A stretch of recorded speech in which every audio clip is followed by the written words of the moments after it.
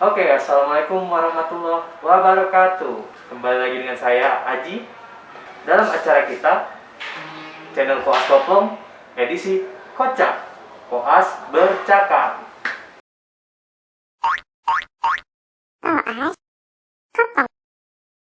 Oke, sekarang di samping saya udah kedatangan narasumber yang spesial, Dr. Windra Pratita, konsultan nutrisi dan metabolik anak. Benar dok? Benar sekali. Oke, mungkin bisa kita perkenalan dulu dok ya. Assalamualaikum warahmatullahi wabarakatuh. Waalaikumsalam warahmatullahi wabarakatuh. Buat adik-adik koas, semoga ini berguna, dan juga buat ibu-ibu juga mungkin berguna, manfaat ada dari sharing saya pada saat hari ini. Oke, kita lanjut. Mungkin pembahasan kita hari ini tentang ini dok, apa, gizi buruk ya dok? Iya. Boleh dok ya? Boleh. Oke. Jadi Aji dan buat teman-teman semua, adik-adik, ibu-ibu, jadi gizi buruk ini apa? Jadi kan kita ada namanya itu malnutrisi ya. Malnutrisi ini berarti gizinya yang salah ya. Malnutrisi ini ada kurang, ada lebih. Jadi yang kita bahas sekarang adalah yang kurang gizi sampai terjadilah gizi buruk. Nah, gizi buruk ini apa? Gizi buruk ini adalah keadaan di mana berat badan anak itu sangat kurang ya, dan kita dapati dari mana untuk mendiagnosisnya? Kita namanya harus mengukur berat badan anak, kita ukur tinggi badan ataupun panjang badannya ya. Nah setelah itu kita harus memplotkan ke kurva. Kita plotkan ke kurva, kita dapati berat badan menurut tinggi badan, status gizinya di bawah -3 standar deviasi pada kurva WHO. Dan mungkin juga adik-adik juga koas sudah tahu bahwa BBTB untuk anak di atas 5 tahun yang kita pakai dengan kurva CDC 2000. Jadi kalau di bawah 70% itu kita bilang gizi buruk. Ditandai dengan apa lagi selain tadi antropometri? Dengan klinis ya, dengan klinis. Bagaimana kita mengetahuinya? Jadi kalau berdasarkan klinis, gizi buruk itu terbagi 3. Ada marasmus, ada kwashiorkor, ada marasmic kwashiorkor. Nah bedanya kayak mana ya?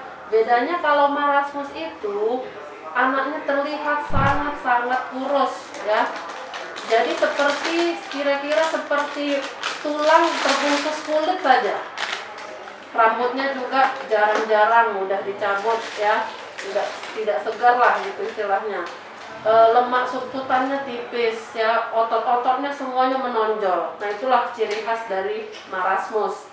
Nah sedangkan kwashiorkor sendiri, bagaimana penampakannya ya? Penampakannya itu anaknya mungkin masih pipinya bulat, ada hepatomegali atau hatinya membesar ya. Terus dijumpai apa lagi?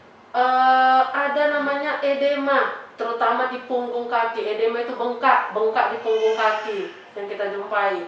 Terus apalagi bisa dijumpai kalau di kulitnya itu namanya crazy pavement dermatosis. Nah itu ciri khasnya seperti lesi, desquamasi, hiperpigmentasi. Jadi warnanya terkelupas hitam-hitam gitu. Nah, ini menandakan adanya juga suatu klinis dari kwashiorkor. Nah yang ketiga gabungan keduanya ya, ada marasmik, ada kwashiorkor. Jadi anaknya memang klinisnya tampak sangat kurus, tulangnya menonjol, namun kita jumpai ada bengkak atau edema pada punggung kakinya. Jadi itulah cara kita menegakkan gizi buruk tadi dari antropometri dan juga klinis. Oke. Gitu. Mungkin selanjutnya untuk penyebabnya sendiri dok. Ya, jadi penyebabnya sendiri namanya aja gizi buruk ya, kekurangan energi protein atau disingkat KEP. Berarti apa? Memang kuranglah asupan kalori dan proteinnya ya, jadi tidak seimbang nih. Asupannya nggak cukup, kebutuhannya meningkat misalnya ya, namanya kan tidak seimbang. Nah inilah yang menyebabkan gizi buruk. Jadi memang kekurangan energi protein pada anak bisa menyebabkan keadaan gizi buruk. Oke. Selanjutnya dok, untuk mungkin pencegahannya untuk mencegah. Nah jadi kalau tidak jadi gizi buruk ya, jadi kalau untuk mencegah mungkin anak-anak pertama yang penting kan kita memberi makan ya. Memberi makan itu pada bayi dan anak itu harus yang benar. Ya dengan cara apa? Anak umur 0 sampai 6 bulan itu kita berikan ASI eksklusif karena kita tahu bahwa ASI itulah yang terbaik. Oke. Nah, kalau untuk anak yang mendapatkan ASI, bagaimana kita memantau cukup atau enggak? Kan biar nggak terjadi gizi buruk nih. Kan kita harus pantau nih. Jadi anak tadi tetap selain kita berikan makan termasuk ASI ya, kita juga harus memantau pertumbuhan dan perkembangannya tiap bulan. Karena kalau memang nanti nggak kita pantau, kayak mana kita mau tahu anak ini tumbuhnya benar atau tidak, kan gitu, sesuai atau tidak. Jadi kita pantau, kalau memang ternyata kenaikan berat badannya dari awal udah seret, ya mungkin dia belum gizi buruk nih, tapi udah dijumpai kenaikan berat badan yang tidak adekuat gitu ya. Lama-lama kan kalau udah berat badannya naiknya nggak bagus tiap bulan, nah lama-lama inilah yang bakat-bakat jadi stunting dan jadi gizi buruk tadi. Jadi pemberian makan yang benar itu bisa mencegah terjadinya weight faltering yang akan menyebabkan gizi buruk di kemudian hari. Jadi pemberian makan dan pemantauan. Oke. Tadi bicara tentang ASI ya, Dok? Ya, Itu ASI bagusnya itu diberikan pada saat umur berapa gitu? ASI 0 sampai 6 bulan. Kenapa? Karena sampai 6 bulan tumbuh kembang si bayi tadi cukup hanya diberikan ASI. Kecuali ada kasus-kasus tertentu ya. Kalau kita lihat ini kok anaknya udah dapat ASI kok berat badannya juga naiknya kok nggak bagus. Nah, ini harus dievaluasi nih, apakah memang bayinya keadaannya sakit atau mamanya yang sakit, atau memang mungkin posisi dan perlekatan pada saat menyusui itu tidak benar, menyebabkan anak tidak dapat ASI yang cukup, ya nggak dapat ASI cukup, akibatnya tadi itulah berat badan tidak naik. Jadi itulah tetap untuk 6 bulan, tapi tetap dipantau pertumbuhan. Jangan nanti udah 3-4 bulan dapat ASI full, tapi rupanya anaknya berat badannya udah gizi buruk, nggak dipantau ya. Nah ini kita harus cari tahu nih, padahal dapat ASI kenapa berat badannya nggak naik, padahal tetap mendapatkan ASI. Gitu. Itu tetap pemantauan ya. ASI yang terbaik, tapi tetap harus dipantau berat badannya. Jadi gitu ya, Bun. Ya, ibu-ibu penting juga nih. Pemberian ASI tadi kan 0 sampai 6 bulan Ya, yang eksklusif ya, Dok. Untuk selanjutnya, Dok, makanan selanjutnya setelah ASI. Ya, jadi kalau untuk setelah 6 bulan namanya periode kedua ya. Periode pertama kan ASI. Periode kedua itu makanan pendamping ASI nih buat ibu-ibu, buat mama-mama ya. Makanan pendamping ASI itu diberikan paling lambat usia 6 bulan. Ya. Jadi MPASI sendiri gunanya apa? Gunanya agar kecukupan nutrisi termasuk di situ energi, protein, mikronutrien yang tadi dari ASI tak cukup lagi dipenuhilah oleh si MPASI tadi. Jadi saling melengkapi. Karena begitu anak umur 6 bulan, kebutuhan energi, protein, zat besi meningkat. Hanya dengan ASI saja tidak cukup. Jadi MPASI-nya pun harus benar ya buat ibu-ibu semua. Nah, jadi pemberian MPASI. Jadi mungkin mama-mama semua juga udah pernah dengar nih. Jadi syarat MPASI itu ada 4. Yang pertama tepat waktu. Nah, tepat waktu itu artinya apa? Tepat waktu artinya MPASI tadi diberikan pada saat ASI tadi tidak cukup lagi untuk memenuhi kebutuhan zat nutrisi si bayi.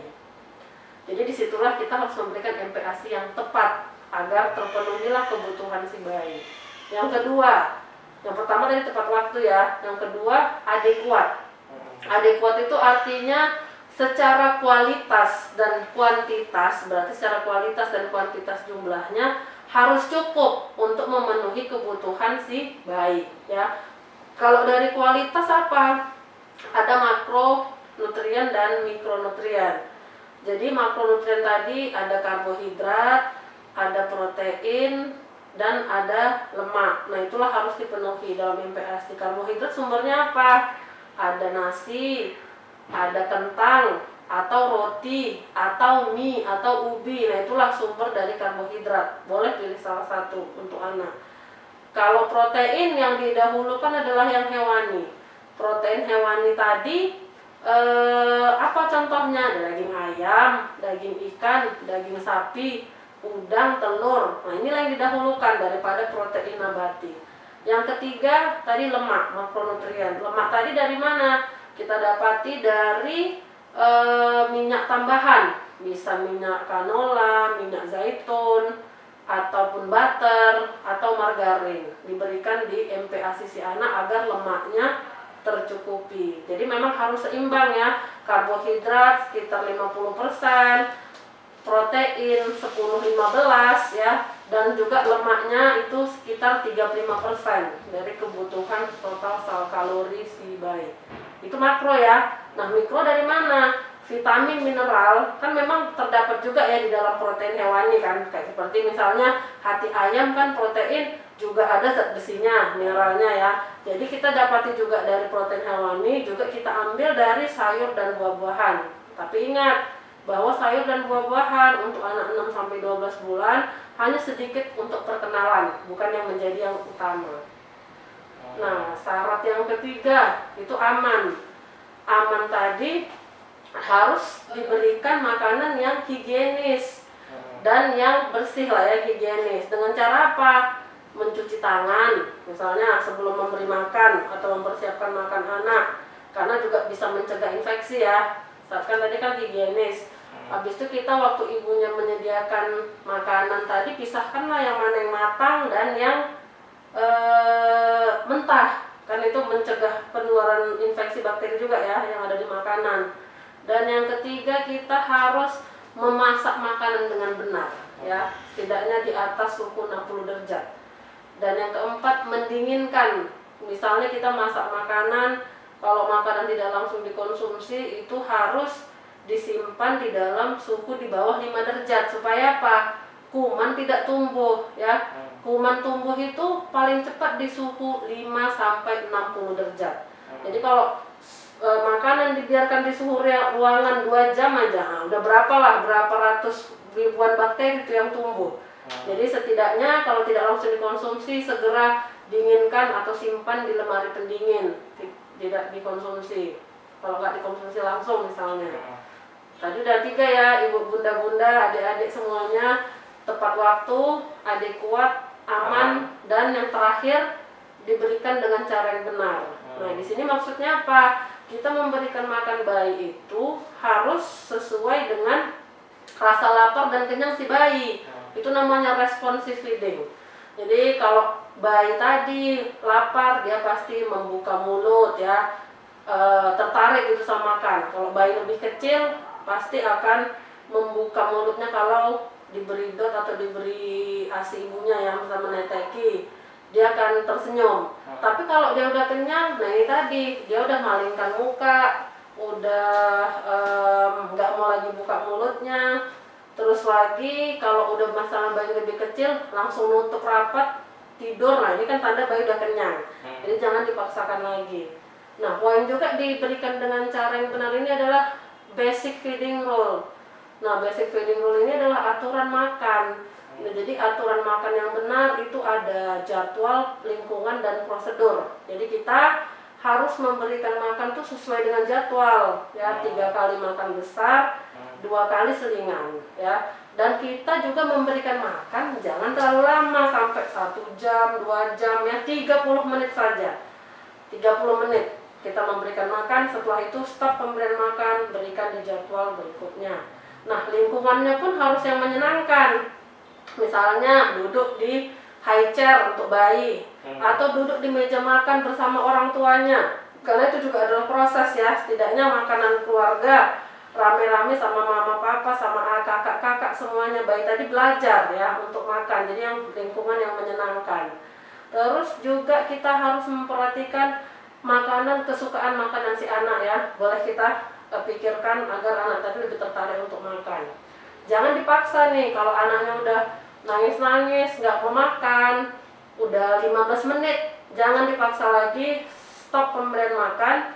Jadwal berikutnya kan ada tuh makanan selingan, nah itu saja dikasih. Jadi anak akan belajar lapar dan kenyang, prinsip lapar dan kenyang tadi. Jadi mudah-mudahan kalau ASI, MPASI diberikan dengan benar, itu akan mencegah weight faltering. Weight faltering apa? Berat badan naiknya seret gitulah. Nah, lama-lama kan kalau berat badan naiknya seret nggak diatasi, nah inilah yang jadi gizi buruk tadi. Nah, jadi harus awalnya adalah pemberian makanan pada bayi yang benar untuk mencegah gizi buruk. Oke dok.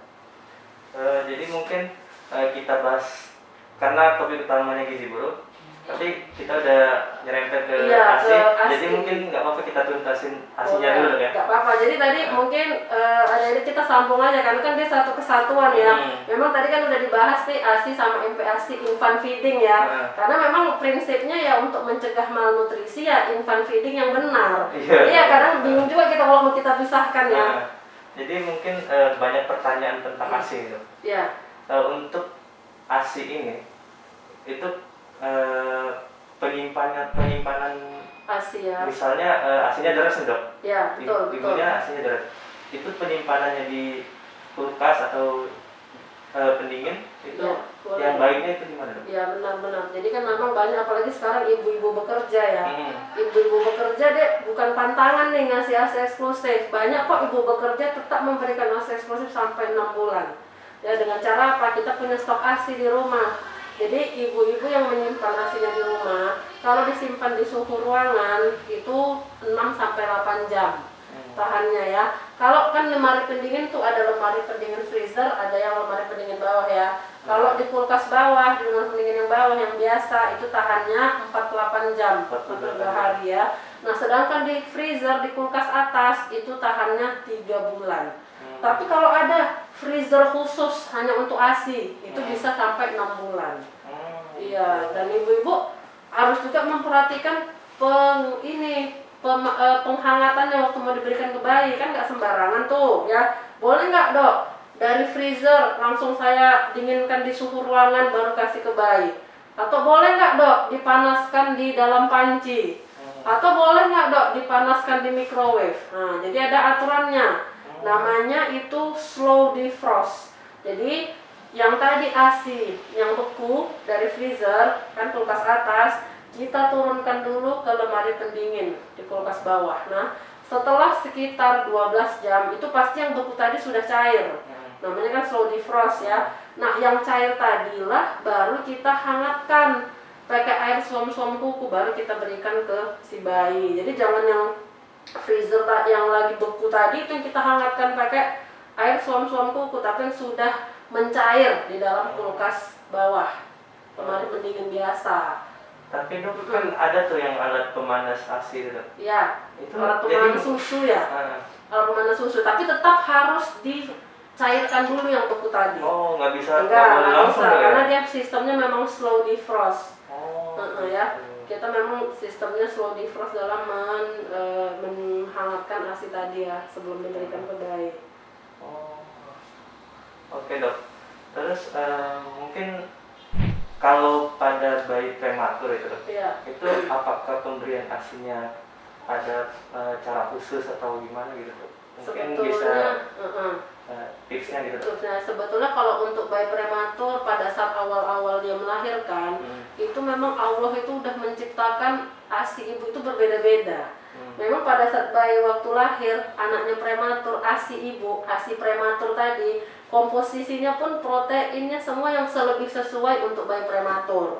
Namun kalau untuk kedepannya bertambahnya umur bayi, ya dia akan lama-lama menjadi ASI matur, ya. Dan itu masalah penyimpanan dan pemberiannya kepada bayi sama sih sebetulnya. Sama ya, sama. Untuk pemberian makan ASI ini berapa kali dok bagusnya?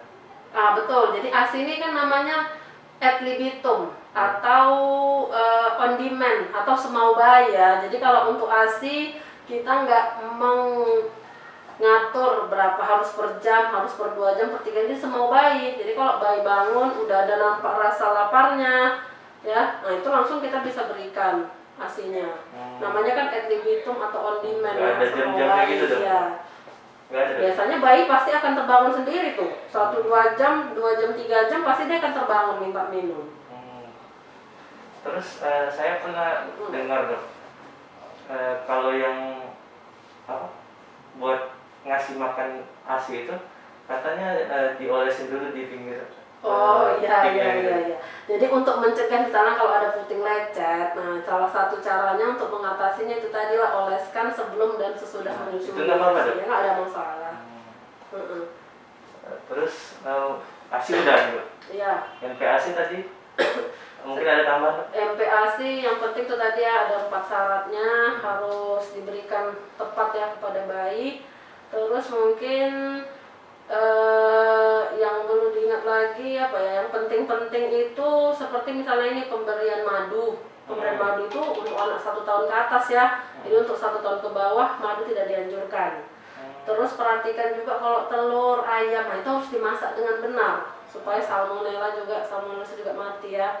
Terus satu lagi juga pada anak ini kan baru makan nih ya, karena dia pasti kita mengenalkan makan ini kan bertahap nih, dari yang lumat, yang tim halus, tim kasar, sampai ke makanan keluarga. Hati-hati memberikan makanan yang padat, bulat, keras, bisa menyebabkan tersedak pada bayi. Nah tadi sempat disinggung madu, Dok.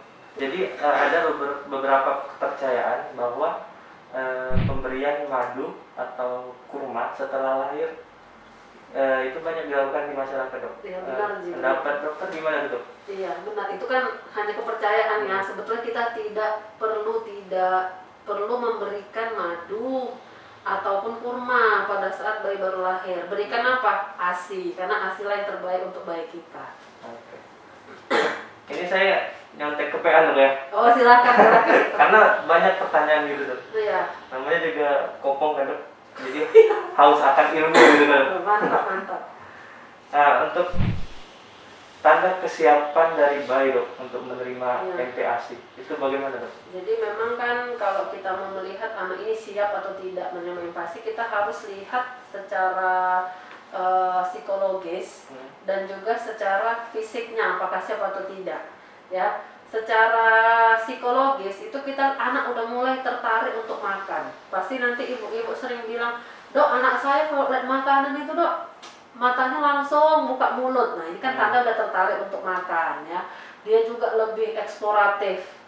Terus juga dia udah tahu kapan mau membuka mulutnya, kapan harus menutup kalau kenyang. Nah, itu tanda psikologis anak siap menerima MPASI. Nah, tanda fisiknya terus kita perhatikan juga nih. Fisik tadi, yang namanya fisik ya. Jadi refleks ekstruksi itu dia sudah mulai menghilang. Nah, apa itu refleks ekstruksi? Nah, itu refleks yang kalau misalnya anak bayi dikasih benda padat lah seperti sendok ke mulutnya, pasti dia akan melepehkannya atau melepehkan dengan lidahnya benda yang padat tadi. Itu refleks ekstruksi bayi masih pasti ada.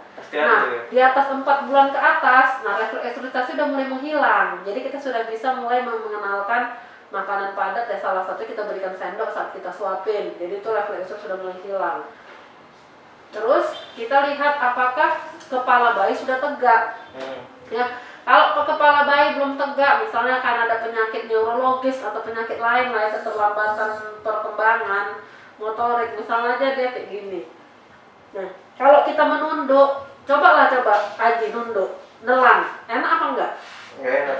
Kalau menengadah, menelan, enggak enak ya. Nah, jadi memang posisi itu kepala harus tegak. Kalau enggak berarti anaknya belum siap menerima MPASI, atau mungkin ada penyakit tertentu ya. Mungkin bisa diberikan rute yang lain, misalnya enteral. Gitu. Ya. Nah, terus siapnya lagi apa? Anak sudah bisa duduk walaupun dengan bersandar ya. Tadi kan posisi kita harus tegak dan duduk agar anak bisa menelan dengan mudah. Kalau enggak ya anak berat tadi belum siap menerima MPASI. Jadi jangan dulu nanti tersedak atau segala macam.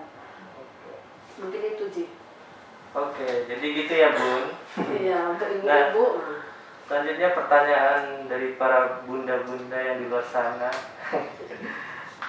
Bagaimana pemberian gula dan garam, Dok, pada MPASI? Nah, sering nih pasti, "Dok, mana boleh gula dan garam ya gitu ya." Nah, jadi di MPASI tadi kita boleh memberikan gula dan garam. Pertanyaan selanjutnya, MPASI kemasan boleh nggak, Dok, diberikan, Dok? Oh iya, jadi ibu-ibu kan banyak nanya nih, kan MPASI kemasan yang dijual di pasaran ya. Jadi cara kita memilih MPASI kemasan itu pilihlah yang MPASI kemasan terfortifikasi. Jadi kalau yang ada di pasaran, baca kadaluarsa kapan, lihat kandungan zat gizi dalam MPASI kemasan tadi, dan yang paling penting carilah MPASI kemasan terfortifikasi yang ada izin BPOM. Badan Pengawasan Obat dan Makanan ya. Jadi kalau memang udah ada izin Badan POM, berarti dia sudah mengikuti standar kodeks internasional untuk makanan bayi. Jadi aman untuk diberikan. Jadi boleh ya diberikan. Tapi ingat harus ada izin Badan POM-nya, karena MPASI kemasan tersertifikasi sendiri itu sudah diatur zat gizinya yang lengkap untuk kebutuhan bayi. Jadi gitu ya, Ji. Oke, Dok. Mungkin kita balik lagi ke topik utama gizi buruk, Dok. Oh iya, kita gizi buruk ya awalnya ya. Cuma tadi kita membicarakan MPASI karena memang mencegah gizi buruk tadi dengan pemberian makanan yang benar. Jadi tadi kita ke tentang ASI dan MPASI. Oke. Untuk kami sebagai dokter umum nih, Dok, untuk tata laksana awalnya itu gimana, Dok? Ya, jadi untuk gizi buruk, pasien kan masuk misalnya ke rumah sakit ya, kita lihat dulu kondisi gizi buruk. Jadi kondisi gizi buruk itu ada 5 ya. Kondisi 1, 2, 3, 4, dan 5. Nah, pada kondisi 1, anaknya dijumpai shock, letargis, muntah, atau mencret, atau dehidrasi. Pada kondisi 2 itu hanya dijumpai letargis dan muntah atau mencret atau dehidrasi. Kondisi 3 hanya muntah atau mencret atau dehidrasi saja. Kondisi 4 hanya letargis, sedangkan kondisi 5 tidak ada. Tadi tidak ada shock, tidak ada letargis, dan tidak ada muntah atau mencret atau dehidrasi. Memang tata laksana awal sesuai dengan kondisi si pasien gizi buruk tadi ya. Pada kondisi 1 karena shock, tentu kita kasih namanya infus RLG. Kan biasa kalau untuk shock biasa kan pasien bukan gizi buruk kan RL. Ini RLG, renal laktat glukosa. Jadi 50% renal laktat, 50% glukosa. Nah, untuk tata laksana gizi buruk, nah ini juga dokter-dokter juga harus tahu ya, terutama nanti kalau udah tamat bekerja di daerah. Jadi 10 langkah tata laksana gizi buruk itu ada 10 langkah ya. Yang pertama tadi mengatasi dan mencegah hipotermi. Ya dengan cara apa? Dengan cara kita misalnya menghangatkan bayi lah ya. Menghangatkan bayi misalnya kita pasang selimut ya, pakaikan topi. Kalau misalnya bajunya basah segera diganti. Kalau memang misalnya mandi segera dikeringkan. Jadi kita atasi lah, jangan sampai bayinya kedinginan, hipotermi. Nah yang kedua, mencegah dan mengatasi hipoglikemi. Jadi memang kalau untuk pasien gizi buruk yang datang ke rumah sakit, kalau memang ada kita periksa karena gula darahnya. Kalau memang gula darahnya bagus kadarnya, berarti tidak ada masalah. Tapi kalau memang hipoglikemi, kita lakukan tata laksana hipoglikemi. Nah untuk yang ketiga itu mengatasi dan mencegah dehidrasi ya. Jadi memang untuk dehidrasi pada pasien gizi buruk, kan memang pada gizi buruk tadi turgornya kembali lambat, matanya pun cekung ya, kok sama ya Dok, kayak tanda-tanda dehidrasi gitu ya. Kayak mana cara bedakannya? Mungkin kita bisa menilai rasa haus. Iya, jadi rasa haus itu gimana? Anak tadi datang atau pada anak kita berikan minum di gelas. Terus tiba-tiba gelas tadi kita ambil, anak tadi akan menangis-nangis minta minum tadi. Nah itu tadi menandakan rasa haus, itu untuk menilai tanda-tanda dehidrasi selain dari pemeriksaan fisik ya. Nah yang keempat kita memperbaiki gangguan-gangguan elektrolit. Nah gangguan elektrolit kita bisa dengan apa? Nah pada pasien gizi buruk tata laksananya kita juga selain memberikan makanan, kita memberikan namanya mineral mix. Mineral mix ini oleh Depkes ya tersedia, di rumah sakit pemerintah juga ada. Di dalam mineral mix udah tergandung elektrolit untuk pasien-pasien gizi buruk ya. Nah yang kelima mengatasi infeksi. Nah karena gizi buruk tadi kan pasti takutnya ada infeksi penyerta ya, baik itu bisa kalau misalnya ada TB ya kita obati TB-nya. Kalau ada kecacingan, kita berikan obat cacing. Ya, jadi memang tetap kita tata laksana gizi buruk, jangan lupa atasi juga apabila terdapat tanda-tanda infeksi. Nah, untuk yang keenam, kita memperbaiki kekurangan zat mikro. Nah, di sini kita memberikan apa? Vitamin A. Ya, vitamin A pada anak gizi buruk itu diberikan pada hari pertama dia datang. Berapa kita berikan? Jadi vitamin A tadi kan ada kapsul merah, ada kapsul biru ya. Kapsul merah itu kan yang 200.000 international unit, kapsul biru yang 100.000. Nah untuk anak di atas 1 tahun kita berikan yang merah 200.000. Untuk anak 6 sampai 12 bulan, nah itu yang biru yang 100.000. Kalau untuk anak 0 sampai 6 bulan 50.000, berarti yang setengah kapsul biru kita berikan. Nah, kalau memang kekurangan vitamin A pada gizi buruk kita jumpai ada kelainan mata, misalnya ada bitot spot, itu seperti busa sabun di mata ya kan ada ya, atau udah ada ulkus kornea. Nah, itu kita memang bisa memberikan vitamin A 3 dosis ya pada hari pertama, kedua, dan ke-14. Tapi kalau tidak ada tanda-tanda kelainan mata, vitamin A kita kasih dosis tinggi 1 kali. Kalau untuk tetes mata boleh diberikan apabila ada nampak ulkus ya atau segala macam pada kelainan pada mata. Nah, yang ke-7 itu kita memberikan makanan pada fase stabilisasi. Jadi kalau pada gizi buruk ini kita memberikan makanan itu nggak boleh langsung kalori yang tinggi. Jadi kita namanya ada start low, mulai dengan rendah, go slow, tingkatkan pelan-pelan. Jadi pada fase gizi buruk, tata laksana gizi buruk ada fase stabilisasi itu selama 2 hari. Nah, fase transisi itu hari ketiga sampai hari ke-7. Fase rehabilitasi itu minggu kedua ya, setelah hari ke-7 ya, minggu kedua itu mulai fase rehabilitasi. Jadi pada tata laksana 10 langkah itu kan yang ke-7 kan poinnya memberikan makanan di stabilisasi ya dan transisi, itu kita mulai dengan pemberian formula 75. Nah, formula 75 ini yang ada di rumah sakit ataupun di puskesmas yang lengkap, itu kalorinya itu adalah 75 kalori dalam 100 cc. Terdiri dari apa? Dari susu skim, gula, minyak. Dibuat sedemikian rupa agar komposisinya itu 75 kalori dalam 100 cc. Ditambah dengan mineral mix tadi yang kita jelaskan sebelumnya ya, karena untuk mengatasi gangguan elektrolit. Nah, itu dikasih berapa banyak formula 75-nya. Jadi pada fase stabilisasi, kalori yang kita berikan itu 80 sampai 100 kilokalori per kilogram berat badan anak aktual per hari ya, itu pada fase stabilisasi. Kalau kita mau kasih F75, kita bisa langsung hitung cepat ya, 100 sampai 130 cc per kilogram berat badan aktual per hari ya. Jadi kalau pada marasmus kita kasih 130 cc per kilo berat badan per hari. Kalau pada kwashiorkor karena ada edema, kita bisa berikan 100 cc per kilo per hari F75. Nah, untuk fase kedua, fase transisi ya, fase transisi tadi kan hari ketiga.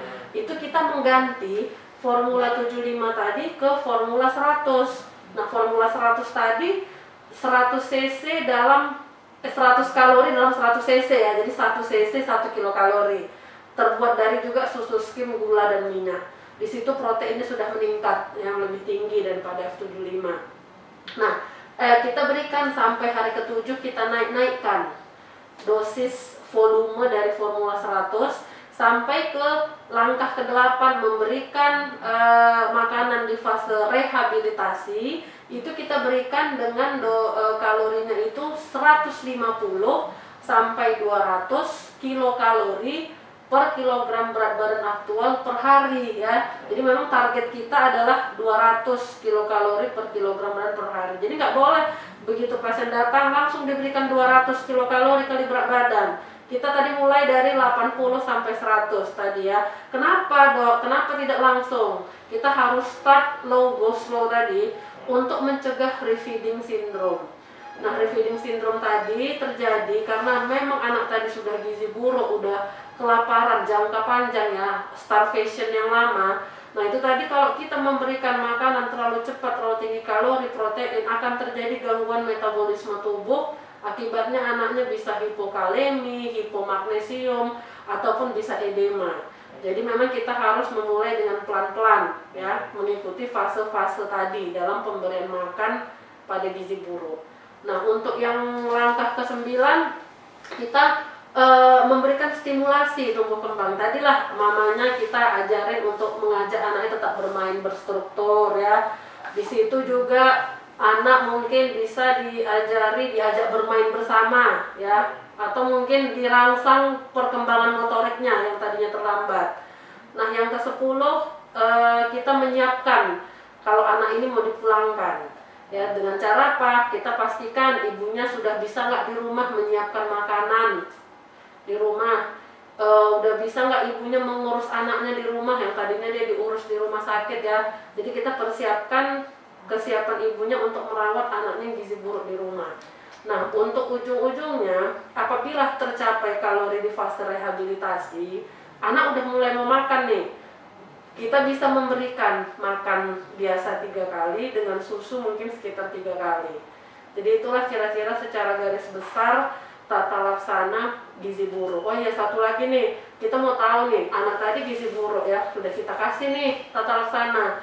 Kapan yang dibilang optimal gitu kenaikan berat badannya ya? Ya kan prognosisnya gimana? Jadi yang baik itu kalau berat badannya itu naik 5-10 gram per kilogram berat badan per hari, atau 50 gram per kilogram berat badan per minggu. Nah, itulah yang dikatakan baik kenaikan berat badan anak yang gizi buruk.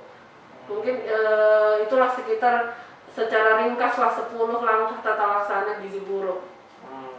Oke, Dok. Pertanyaan selanjutnya, Dok. Mungkin tadi sempat disinggung juga yang edem ya, Dok? Oh iya, pada kwashiorkor ada anemia ya. Pada penyakit sindrom nefrotik misalnya, Dok, itu kan terjadi bengkak atau edem juga kan, Dok? Betul. Nah, untuk ngebedainnya gimana itu, Dok? Ya, jadi kan tadi salah satu gejala klinis dari gizi buruk kan kwashiorkor ya, edema kita jumpai. Mungkin memang tadi penyebab edema kan banyak ya, penyakit ginjal bisa sindrom nefrotik, atau jantung juga bisa edem. Jadi kita untuk menilai anak ini kwashiorkor enggak, yang pertama tadi kita bisa nanya anamnesis makanannya. Ya, untuk anamnesis makanan itu kita tanyakan apakah memang selama ini anak tadi memang makannya itu kurang protein terutama, karena kan tadi kalau pada kwashiorkor kan terjadi edema karena albuminnya turun. Nah, itu kan tadi protein. Jadi kalau proteinnya memang selama ini makannya memang, Dok, anak saya nggak pernah minum susu, cuma minum teh pakai gula, kan nggak ada protein ya. Terus juga makanannya juga yang tidak mengandung protein hewani. Berarti kan dari anamnesis makanan, oh memang berarti selama ini asupan makannya kuantitas dan kualitas makannya masih jelek. Nah, itu juga jadi kunci kita diagnosis kwashiorkor. Dan yang kedua, kita lihat edemanya, kita periksa albumin. Biasanya albuminnya itu rendah, bisa sampai 1, atau 2, kan nilai normal kan 3,5 ya. Jadi kalau albumin pada kwashiorkor 1, atau 2 lah nilainya, menandakan kurang protein. Nah, untuk urin kita bisa periksa juga urinalisanya, itu biasanya tidak dijumpai protein pada urin, sedangkan pada kelainan ginjal kan biasanya ada proteinuria ya. Jadi mungkin kita periksa protein dalam urinnya ada positif atau tidak, sama albuminnya biasanya rendah, dan riwayat tadi pemberian makan memang kurang protein. Ya, mungkin itu Ji. Nah, terakhir mungkin ini. Ya. Edukasi buat bunda-bunda dan para orang tua terhadap gizi buruk ini, Dok. Ya, jadi untuk edukasi ya. Tetap kalau misalnya untuk mencegah gizi buruk itu dengan pemberian makanan yang benar ya, infant feeding yang benar. Dan setelah kita memberikan makan yang benar, jangan lupa anak tadi kita pantau pertumbuhan dan perkembangannya secara rutin. Kita timbang berat badannya, kita ukur panjang badannya tiap bulan, atau kalau untuk anak di atas setahun per 3 bulan. Nah, setelah kita pantau pertumbuhan perkembangannya, kita ukur, jangan lupa diplotkan ke kurva. Jadi kalau memang dari awal-awal udah nampak kurang, belum jatuh ke gizi buruk, udah bisa kita atasi supaya gizi buruk tidak terjadi.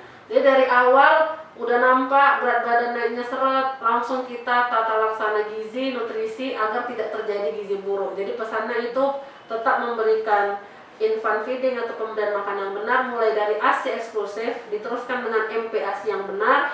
Jangan lupa bawa anak kita untuk kontrol rutin pertumbuhan perkembangan dengan mengukur berat badan dan panjang badannya, dan diplotkan ke kurva agar kalau memang ada resiko gagal tumbuh cepat kita atasi, jangan jatuh ke dalam gizi buruk. Nah, kalau untuk sudah jatuh ke gizi buruk, tata laksana gizi buruk kita lakukan. Mudah-mudahan banyak kok pasien yang gizi buruk juga berat badannya naik apabila tata laksananya kita berikan dengan benar. Oke, Cukup dok. Ya, itu. Ya, itulah tadi pemaparan materi dari Dokter Windra. Pusing ya, sama saya juga pusing. Mungkin itu saja. Sebelumnya kami ucapkan terima kasih dok telah Sama-sama, berbagi Haji. ilmu. Semoga ilmunya bermanfaat buat kami dan buat koas-koas yang di luar sana yang lagi bertugas. Semangat, tetap semangat. Jangan sombong. Yang pasti kita harus akan ilmu ya. Benar. Oke, saya tutup. Jangan lupa subscribe channel ini, dukung terus dan support. Komentar juga buat masukkan materi apa selanjutnya yang akan disampaikan. Mungkin itu saja. Assalamualaikum warahmatullahi wabarakatuh.